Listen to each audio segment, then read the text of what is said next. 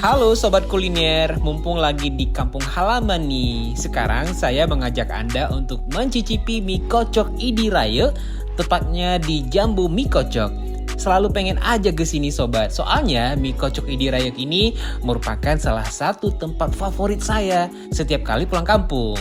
Jadi teringat dulu pertama kali makan mie kocok ini sejak duduk di bangku SMA sekitar tahun 1998. Wah, udah lama juga ternyata ya.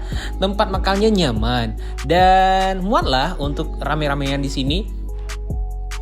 Nah, ini dia proses meracik mie kocok Idi Raya di Jambu Mie Kocok. Pertama-tama, mie ditakar dan selanjutnya dimasukkan dalam bejana atau dandang yang berisi air kaldu panas. Terus, setelah dikocok-kocok dalam air kaldu panas tadi, mie dicampur dengan potongan kentang, telur, bawang goreng, dan tak lupa juga kuah kental yang dilumuri sebagai ciri khas mie Idi Raya Jambu Mie Kocok di sini.